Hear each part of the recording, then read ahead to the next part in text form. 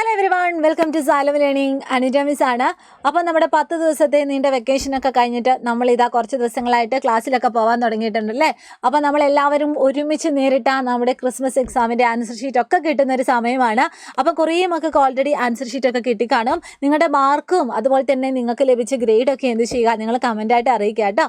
അപ്പോൾ അതൊക്കെ എല്ലാ മിസ്സുമാരും, നിങ്ങളെ പഠിപ്പിച്ച എല്ലാ മിസ്സുമാരും എല്ലാ സാറുമാരും എല്ലാവരും അത് കാണും.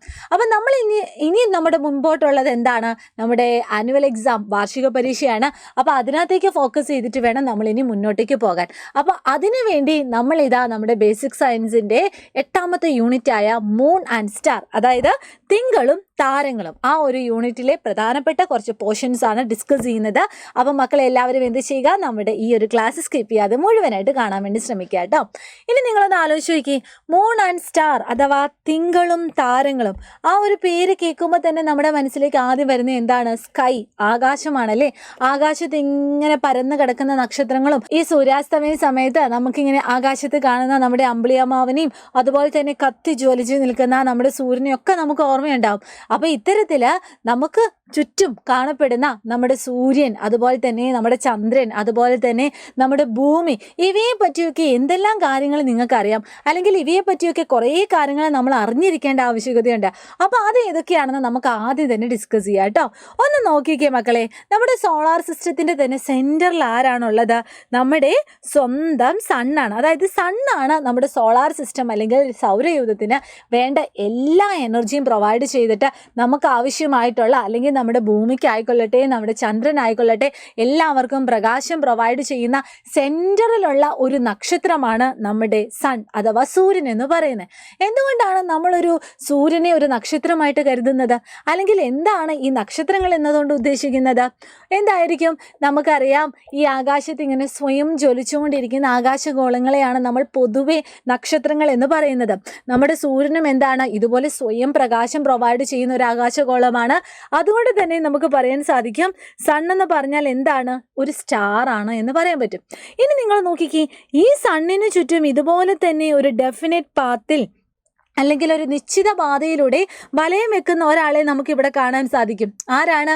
നമ്മളൊക്കെ വസിക്കുന്ന നമ്മുടെ ഭൂമിയാണല്ലേ. ഈ ഭൂമി മാത്രമൊന്നുമല്ല, ഭൂമി അല്ലാതെ വേറെയും കുറേ ആൾക്കാർ ഇതുപോലെ നമ്മുടെ സൂര്യന് ചുറ്റും ഇങ്ങനെ നിശ്ചിത പാതയിൽ വലയം വെക്കുന്നുണ്ട്. അവയെ മൊത്തത്തിൽ നമ്മളൊരു പേര് വിളിക്കും. എന്തായിരുന്നു? പ്ലാനറ്റ്സ് അല്ലെങ്കിൽ ഗ്രഹങ്ങൾ എന്ന് പറയുന്നത്. അപ്പം നമുക്ക് പറയാൻ സാധിക്കും നമ്മൾ വസിക്കുന്ന നമ്മുടെ ഭൂമിയും എന്താണ്? ഒരു പ്ലാനറ്റ്സ് ആണ് എന്ന് പറയും. അപ്പം നിങ്ങൾ നോക്കിക്കേ, എന്താണ് പ്ലാനറ്റ്സ് എന്ന് നമുക്ക് പറയാൻ സാധിക്കും. These are the heavenly bodies in the sky that revolve around the sun in a definite path. അതായത് ഒരു നിശ്ചിത പാതയിലൂടെ സൂര്യനെ വലം വയ്ക്കുന്ന ആകാശഗോളങ്ങളെയാണ് നമ്മൾ ഗ്രഹങ്ങൾ എന്ന് വിളിക്കുന്നത്. മൊത്തത്തിൽ നമുക്കറിയാം 8 പ്ലാനറ്റ്സ് ഉണ്ടല്ലോ. ഏതൊക്കെയാണ്?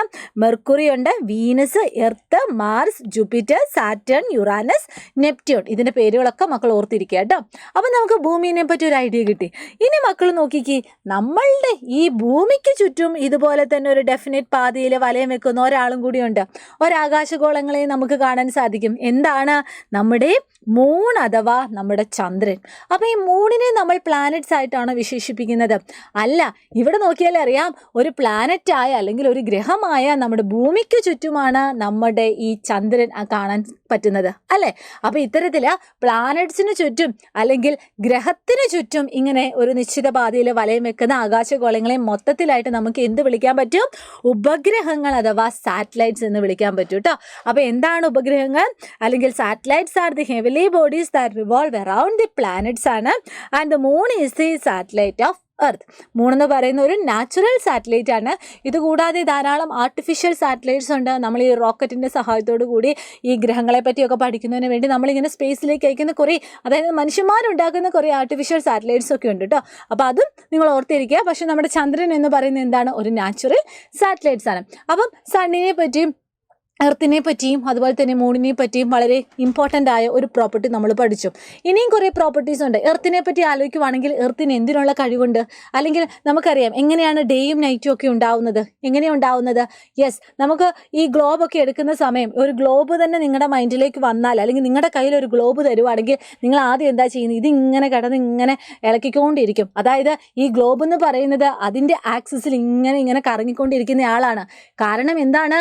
നമ്മുടെ ഭൂമി ഭൂമിയും ഇതുപോലെ തന്നെ സ്വന്തം അച്ചുതണ്ടിൽ ഇങ്ങനെ കറങ്ങിക്കൊണ്ടിരിക്കുന്ന ആളാണ്. അപ്പോൾ ഇതിനെ നമ്മളൊരു പേര് വിളിക്കുമായിരുന്നു. എന്താണ്? റൊട്ടേഷൻ എന്ന് പറയുന്നത്, അതായത് ഭ്രമണം എന്ന് പറയുന്നത്. എന്താണ് ഭ്രമണം? The spinning of earth on its on axis, അല്ലെങ്കിൽ ഭൂമി സ്വയം കറങ്ങുന്നതിനെയാണ് നമ്മൾ ഭ്രമണം എന്ന് പറയുന്നത്.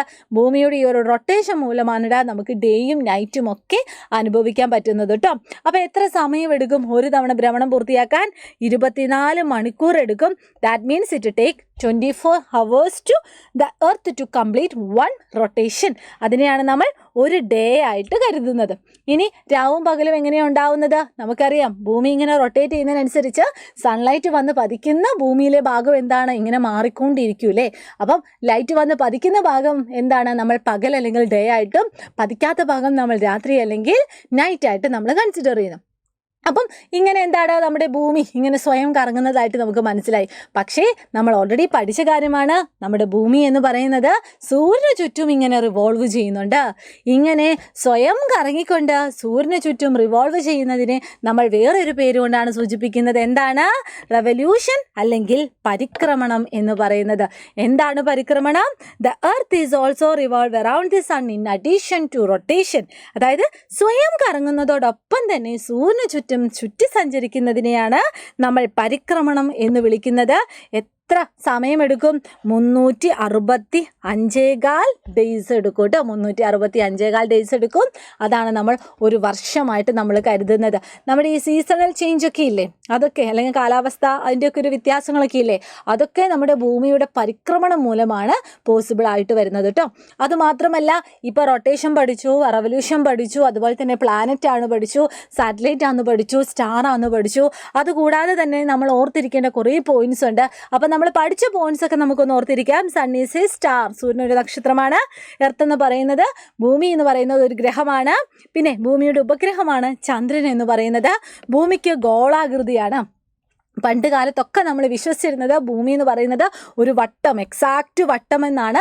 പക്ഷെ ഇപ്പം എന്താണ്? അതൊക്കെ മാറിയിട്ട് ഭൂമിക്കൊരു എന്തിൻ്റെ ഷേപ്പാണെന്ന് നമ്മൾ പറയുന്നത്?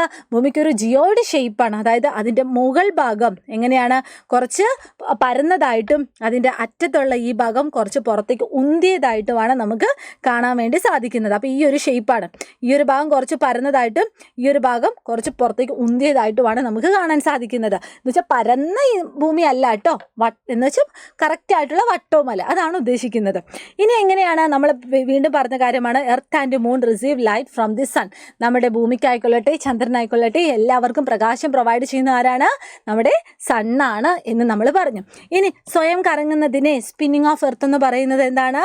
നമ്മുടെ ഭ്രമണം, അതായത് റൊട്ടേഷനാണ്. 24 മണിക്കൂർ നമ്മൾ എടുക്കും. അതുപോലെ തന്നെ സ്വയം കറങ്ങുന്നതോടൊപ്പം ഭൂമിക്ക് ചുറ്റും ഇങ്ങനെ ചുറ്റി സഞ്ചരിക്കുന്നതിനെയാണ് നമ്മൾ റെവല്യൂഷൻ അല്ലെങ്കിൽ പരിക്രമണം എന്ന് പറയുന്നത്. 365 ദിവസം എടുക്കും, അതായത് ഒരു കൊല്ലം എടുക്കും. അപ്പോൾ ഏകദേശം മക്കൾക്ക് എന്തൊക്കെ കാര്യങ്ങൾ ഓർത്തിരിക്കണം എന്നൊരു ഐഡിയ കിട്ടിയല്ലോ. ഇനിയും കുറേ കാര്യങ്ങൾ ഈ ഒരു ചാപ്റ്റേഴ്സിൽ നമ്മൾ ഡിസ്കസ് ചെയ്യുന്നുണ്ട്. അപ്പോൾ അതൊക്കെയായിട്ട് മിസ്സിന് അടുത്ത ദിവസം വരാം. അതുവരെ എല്ലാവരും ഹാപ്പി ആയിട്ടിരിക്കുക. ബൈ.